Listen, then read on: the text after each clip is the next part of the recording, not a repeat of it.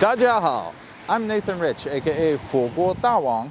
Today, I wanted to take you guys to Sanlitun, Beijing, to take a look around and see what life is like in the new era of the novel coronavirus.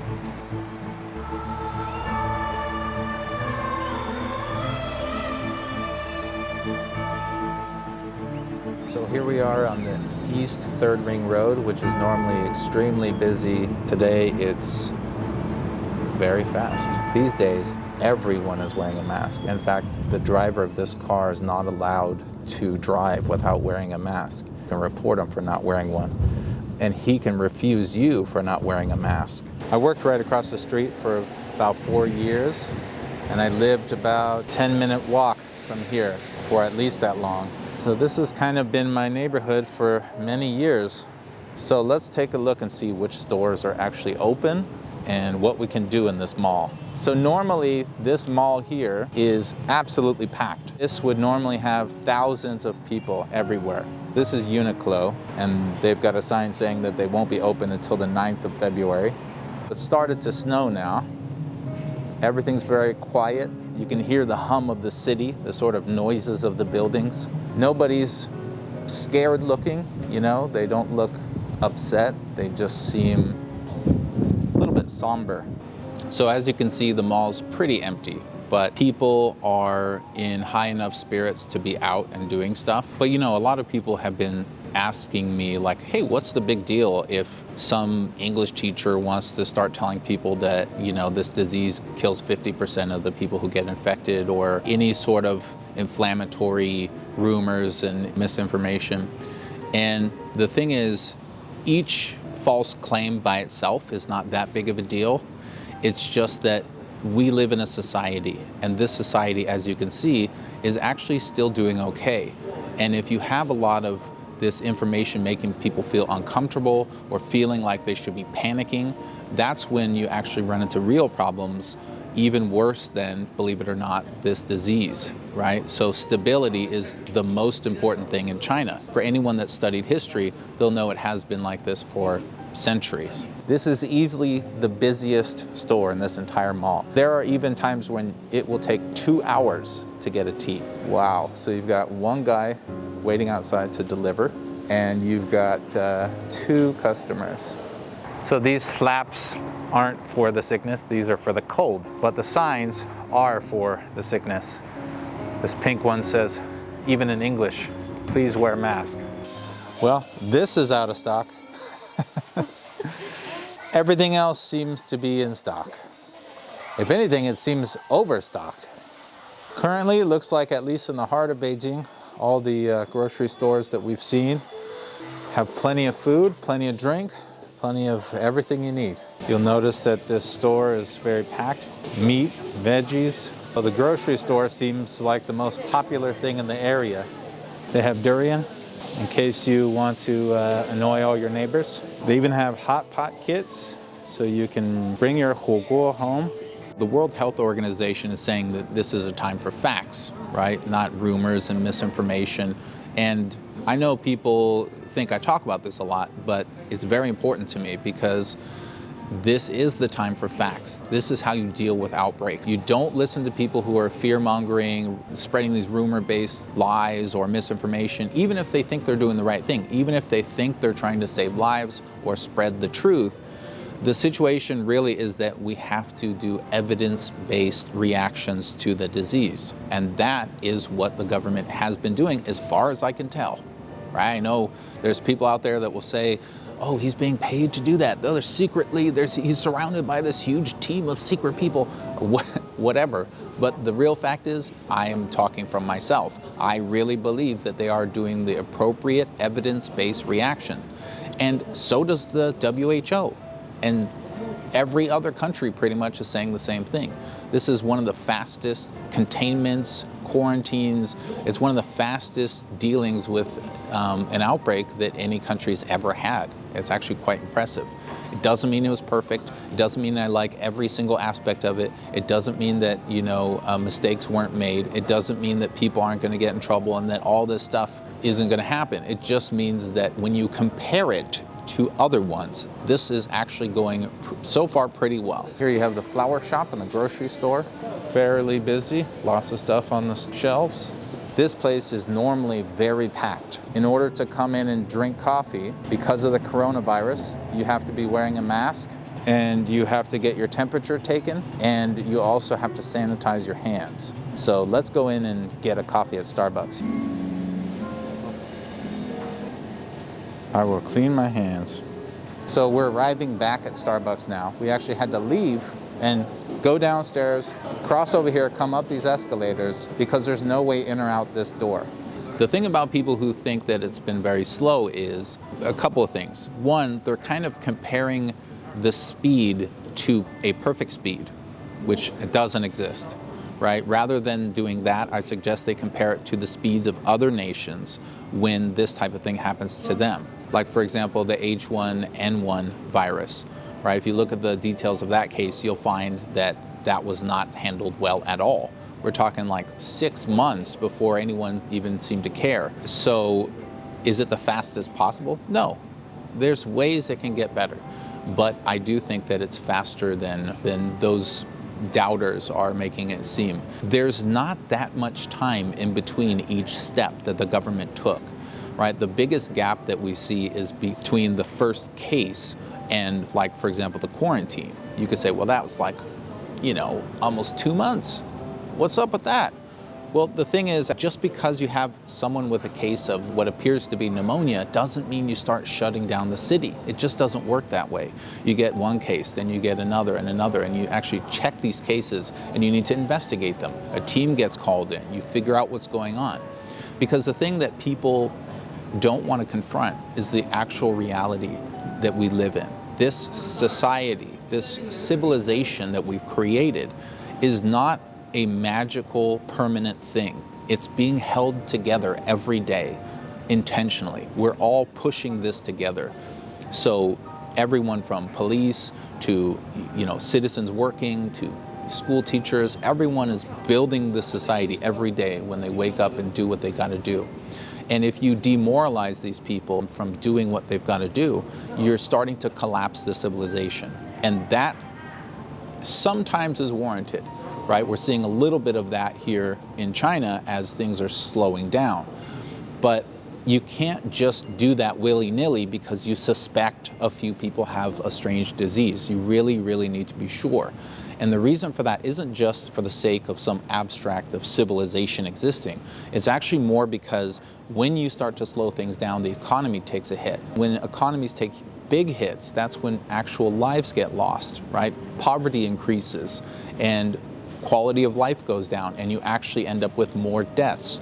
So governments need to think about this kind of thing before they just immediately react to, you know, the scariest sounding interpretation of events. The government has heavily discouraged large groups of people, and so most restaurants are closed. There are a few stragglers, a couple places open. You can still eat. That's not a danger or anything, but you're probably not going to be able to find your favorite food today. So behind me is the most popular Apple store. As you can see, it's got multiple levels, and there's a huge Apple sign behind me, and they are closed. Normally this Apple store is packed, and now, as you can see, it's been reduced to one security guard playing on what's probably not an Apple phone. Jewelry store is open. But a lot of stuff is closed as well, and there's no people, so they're definitely not making much money right now. None of this is meant to say specifically that there's nothing that could have done better. I'm sure there's criticisms that are legitimate, but overall, when I look at the timeline, I don't see a lot of room that the government could have done more. I think that the timeline between when they actually knew, okay, something's really going on, the timeline between that and them getting a team investigating it is very, very short. The timeline between the team investigating it and them notifying the World Health Organization is also pretty short. And when it comes to quarantining Wuhan, you know, there was a report that came out, as I showed in my previous video, 2 days before they did so, saying, oh, it looks like maybe there's actually, you know, human-to-human transmission going on. And so It looks like when the government really felt like, okay, this is actually really, really serious on a large scale, they actually quarantined the city. So every disaster like this could be done faster and better. And there's always going to be mistakes. There's always going to be misallocation of resources. There's going to be timelines that we all regret. There's going to be, oh, I wish we had done this sooner or this better. But the fact is, and this is a trap that a lot of people fall into, you can't just compare China to perfection and complain about everything that isn't perfect. You need to be fair to China and compare it to other countries in similar situations. When I compare this outbreak to other outbreaks from other countries, I see, oh, okay, this is actually pretty damn fast. A very popular movie theater. It doesn't look very big because this is just the entrance. You go down these escalators and then you're in a movie theater, and it's closed due to the coronavirus. If you bought any tickets, they will refund them, and they don't know when they're going to be open again. Little dolls and toys that are all kind of the same. I don't really get it. I don't think I'm their target market though. This store is normally packed, filled with people. There's all these lines and you're cramped in there and you can't get to the little weird toy to look at it and not buy it. Look, is also closed. If someone says, for example, that Italy found 2 cases and locked everything down and, you know, why can't China be as fast as them? Well, that's, you know, now it's a totally different situation. Now everyone recognizes there's an international problem. As far as I'm concerned, from the research I've done, as soon as the Chinese government knew that this was a potentially international situation, a very serious situation, they did the same thing. They locked down Wuhan. We're at a new level of heightened awareness about this disease, right? So of course, Italy can act very quickly now because they don't have to consult the WHO. They don't have to consult a team of doctors. They don't have to do an investigation. They already know what it is. And so I don't take that as a valid argument that China's slow. I mean, other countries can now react very quickly today because China's already gone through that initial phase of discovery and research and figuring out that it was a new disease and, you know, sequencing the genome and all that kind of stuff. These are delivery guys. These days, they can't enter your community. So if you order some food, then they will bring it to the front gate. This is the Top Wind Center, another mall right across the street. This is also normally bustling with people. But today, it's very, very quiet. Probably 3/4 or more of the stuff inside will be closed. You know, it's pretty amazing seeing that all these people just continue on. You know, it's inspiring in a way because there's so much sort of fear-based information out there, and there's, you know, real things that are capable of inspiring fear. You know, like you can be asymptomatic for a couple weeks, you know, which means theoretically you don't even know if you have it. That's very scary. But people don't look scared, you know, they look cautious, you know, they're doing what they got to do. It's just, to me, it's very in line with how I feel. It's very in line with how I am as a person. You know, I don't jump into this fear narrative that that people can get into. I don't think it's helpful.